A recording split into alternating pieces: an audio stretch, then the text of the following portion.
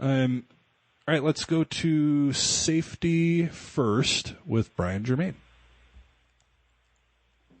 Hey, Brian, thanks for joining us again. Hey, Dave. A pleasure to be back on Skydive Radio. One of my favorite things to do.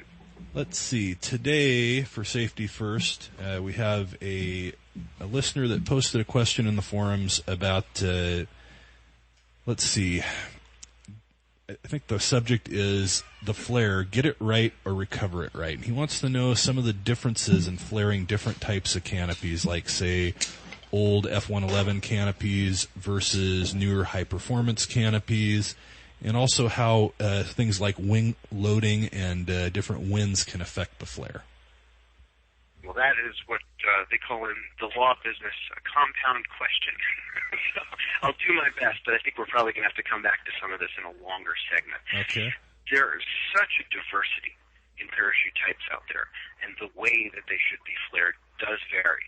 But there are some similarities from one to the next, and what I try to do is just when I'm jumping a new canopy, I try to exercise the flare, I exercise turns, all different types of turns to figure out what it's going to do in terms of the flare response. Some of them, when you start flaring, like an old F-111, you give it all you got, and it doesn't actually level off until way low in the toggle stroke. You might be in three-quarter breaks before the parachute starts to diminish its descent rate.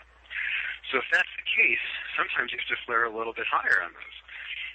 Others, they're so sort of sinky because they're allowing air to go through the fabric, they require a little extra airspeed. Jumped parachutes where just coming in full flight, they really didn't want to level out, and so I would gain a little extra speed coming into the flare.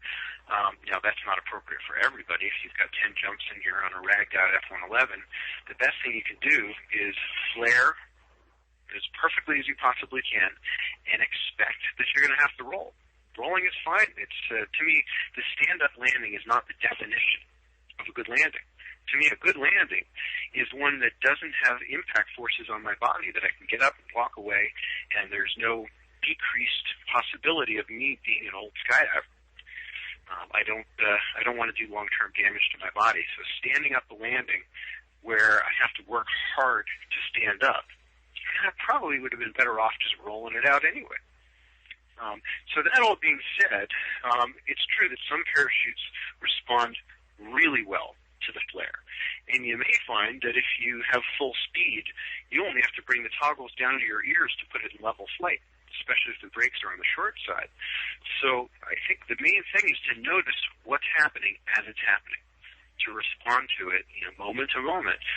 Is the parachute leveling off? And if it hasn't leveled off, don't take no for an answer. Keep flaring. If you flare slow, the parachute won't level off usually unless you're carrying a lot of speed. If you're talking about just a straight-in approach, most parachutes respond better to the flare being a little faster in the first phase to achieve the level flight by swinging the pitch of the system. In other words, adding the drag to the parachute to move it behind you in such a manner that by the time it gets back there, you still have speed. If you add the brakes really slowly, it may swing the pitch, but by the time you get in front of the parachute, you've got very little speed to actually achieve the lift, and it doesn't level off. And so I like to think of it as the first phase is faster than the second phase. The second phase is just keep the altitude that I've got. The first phase is put it in level flight to the correct altitude, which of course is ultimately touching distance from the ground as I glide across the ground. Anything higher than touching distance, I'm going to drop into the ground. It's not healthy for my feet. The other part of the question, which I thought was interesting, was the part about the effects of wind. Because it's interesting. From a certain perspective, wind does not affect the way a parachute flares. From an aerodynamic standpoint, your airspeed affects the flare response. The speed at which you bring your toggles down affects the flare response. But whether you're facing into a strong headwind or you're in no wind, or you have a tailwind or a crosswind, the parachute will actually achieve its level flight in the same manner, the same amount of time and altitude as it would on any other day.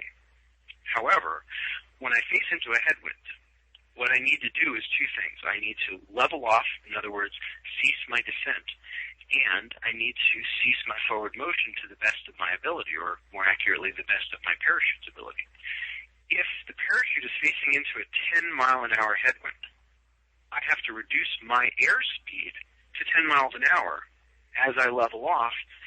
Otherwise, I'm going to be moving across the ground either forward or backwards. So in other words, if I underflare, if I don't complete the job, now I'm still going to have to take steps forward, even though I have a headwind. If I overflare, now what direction am I going before I touch down? Backwards. So overflaring in high winds is a fairly common cause of injuries, and very often it's from people moving backwards, tensing up, getting scared by the fact that they're moving backwards, reaching out for the ground, and as they do it, they look down to one side, they reach out for the ground with the foot that's on that side, the other hand comes up, and the parachute goes into a turn, and they piss into the ground. I see that one an awful lot. So I urge people, when you're landing your canopy, don't look straight down. Don't look off to the side. Look down the runway and keep the parachute over your head as you finish the flare. So, again, this is a massive question, and I could write an entire book just on this one. But hopefully I've answered it to a certain degree. Yeah. Are there other aspects of that question that you'd like to go into? I would love to, but maybe we should do that in a full segment sometime. Yeah, I don't want to bogart all the time. Right on. Brian, we make sure our listeners go visit your website. Let's see, biggersports.com. Is that right? Biggersports with a Z.com. Right. All right. Exactly. Sports with a Z at the end, because Bigger Sports with an S was already taken, that bastards. Okay. Brian, we'll see you on the next episode. Thanks. Right on, Dave. Have a great day.